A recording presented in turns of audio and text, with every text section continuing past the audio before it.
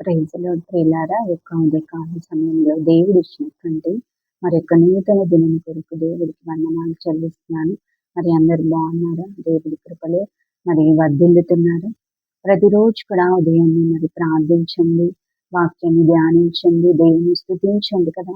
మరి దేవుడు చేసిన మేళ్ళని బట్టి ప్రతి ఉదయం కూడా దేవుని మరి స్తుతించే వారిగా మరి మనం ఉన్నప్పుడు దేవుడు మనల్ని ఆశీర్వదిస్తాడు ప్రియులారా. మరి మనం చేసినటువంటి ప్రతి ప్రార్థనకి కూడా మనము జవాబులు పొందుకుంటాము. స్తుతి మీ యొక్క స్థితిని మారుస్తుంది కాబట్టి ప్రతి ఒక్కరు కూడా స్తుతించేటువంటి అనుభవాన్ని కలిగి ఉండాలి. ఉదయాన్నే ప్రార్థించే అనుభవాన్ని కూడా మనము కలిగి ఉండాలి.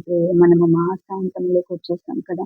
ఈ నెలంతా కూడా దేవుడు చేసినటువంటి మేళ్ళ కొరకు, మరి దేవుడు ఇచ్చిన ఆశీర్వాదాల కొరకు, దీవెనల కొరకు మనము దేవుని ప్రతిదినం కూడా స్తుతించే వారిగా ఉండాలి కదా. కాబట్టి మరి ప్రతిరోజు కూడా ఒక్క అధ్యాయమైన మరి ధ్యానించండి.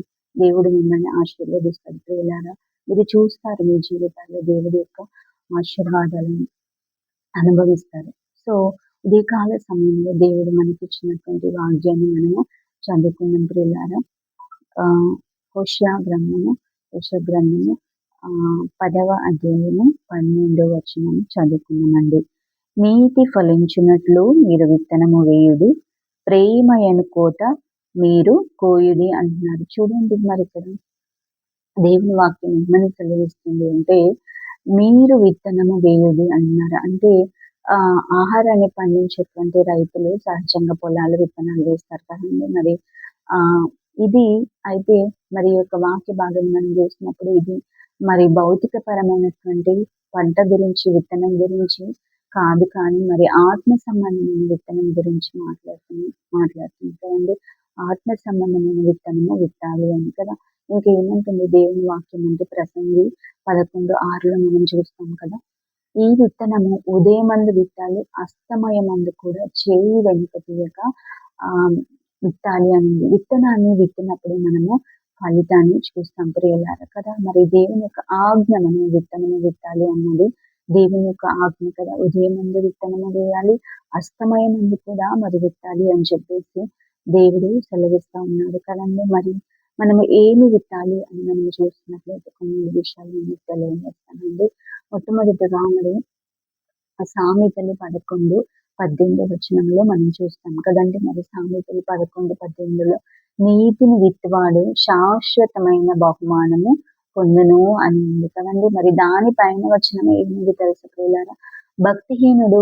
భక్తిహీనుని సంపాదన వాణిని మోసము చేయును అని. అంటే చూడండి, మరి భక్తిహీనుని సంపాదన వాణిని మోసం చేస్తాడంట కదండి. మరి భక్తిహీనుడు అక్రమంగా సంపాదిస్తాడు కదా. వాని సంపాదనలో నిజాయితీ అనేది ఉండదు. మరి లంచాలు పుచ్చుకుంటూ ఉంటారు, మోసంతో సంపాదిస్తూ ఉంటారు కదండి. మరి ఆ విధంగా సంపాదించే వారి జీవితాల్లో వారికి ఎక్కువ సంపాదించవచ్చు, కానీ మరి వారి జీవితాల్లో వారి సంతోషం అనేది ఉండదు, సమాధానం ఉండదు ప్రియులారా, ఆరోగ్యం అనేది ఉండదు.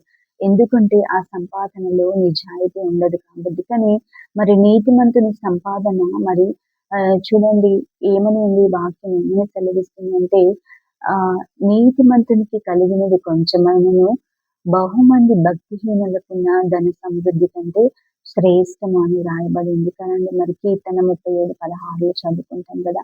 అంటే చూడండి, నీతిమంతునికి కలిగినది కొంచెమే కావచ్చు, కానీ అందులో ఆశీర్వాదం ఉంటది ప్రియులారా, అందులో ఆరోగ్యం ఉంటది కదా. మన బిడ్డలు దీవించబడతారు. ఆ కొంచాన్ని మరి దేవుడు ఆశీర్వదిస్తాడు కదా. మరి దేవుడు ఆశీర్వదించినప్పుడు అది సరిపోగా మనకి మిగులుతుంది ప్రియులారా. మన బిడ్డలు దీవించబడతారు, మనము దీవించబడతాం. కాబట్టి మన సంపాదన నిజాయితీ నీతితో కూడినదై ఉండాలి కదా. భక్తిహీనుల వలె మరి మనము మరి అక్రమముతో, లంచములతో, మోసముతో సంపాదించకూడదు అని దేవుని యొక్క వాక్యం సెలవిస్తుంది. మనం ఎప్పుడైతే మరి నీతి కలిగి జీవిస్తామో, మన సంపాదనలో భక్తిహీనుల వలె సంపాదించకుండా నీతిని కలిగి ఉన్నట్లయితే మనము కూడా మరి శాశ్వతమైనటువంటి బహుమానాన్ని పొందుకుంటాం ప్రియులారా. రెండవదిగా మరి ఏమి విత్తాలి అని అంటే ప్రేమను విత్తాలి కదా. ఇక్కడ మరి మీరు విత్తనము వేయుడి, ప్రేమయను కోత కోయుడు అని ఉంది కదండి. హోషేయ 10:12 చదువుకున్నాం కదా. అంటే ఇక్కడ ఏమి విత్తాలో వ్రాయబడలేదు కానీ ప్రేమయను కోత కోయుడు అని ఉంది. అంటే విత్తడానికి, కోయడానికి ఉన్నటువంటి సూత్రం ఏంటంటే గలతీ 6:7 మనం చూస్తాం కదా. మనుషుడు ఏమి విత్తునో ఆ పంటనే కోయును అంటే. చూడండి మరి ఇక్కడ ప్రేమయను కోత కోయుడు అంటే మనము ప్రేమను విత్తాలి అని దేవుని యొక్క వాక్యం సెలవిస్తుంది కదండి. మరి మనము ఇతరుల పట్ల క్రీస్తు ప్రేమను చూపించే వారిగా ఉండాలి కదండి. అప్పుడు మనము కూడా తిరిగి అదే ప్రేమను పొందుకుంటాం ప్రియులారా. కాబట్టి మరి మనము ప్రేమను మరి విత్తాలి అని దేవుని యొక్క వాక్యం సెలవిస్తూ ఉందండి. మూడవదిగా మరి వాక్యాన్ని విత్తాలి కదా. మరి లూకాసు సువార్త 8వ అధ్యాయము 4-8 వచనాలు 11 వచనంలో చూస్తాం కదా. మరి విత్తువాని ఉపమానాన్ని యేసయ్య చెప్పాడు కదండి. మరి ఏమని అంటే మరి విత్తనాలు విత్తువాడు విత్తుకుంటూ వెళ్ళాడు కదా. కొన్నేమో త్రోవ పక్కన పడ్డాయి, కొన్నేమో రాతి నీళ్ళలో పడ్డాయి, కొన్నేమో మరి ముళ్ళ పొదల్లో పడ్డాయి, కొన్ని మాత్రము మంచి నీళ్ళలో పడ్డాయి కదా ప్రియులారా. అంటే ఆ మంచి నీళ్ళలో పడినటువంటి విత్తనాలు 30 60 100 ఫలించినట్లుగా మరి మనం చూస్తాం కదా. అంటే మనము వాక్యాన్ని విత్తినప్పుడు అందరూ అంగీకరించకపోవచ్చు కానీ కొందరి జీవితాలైనను మార్చబడతాయి కదండి.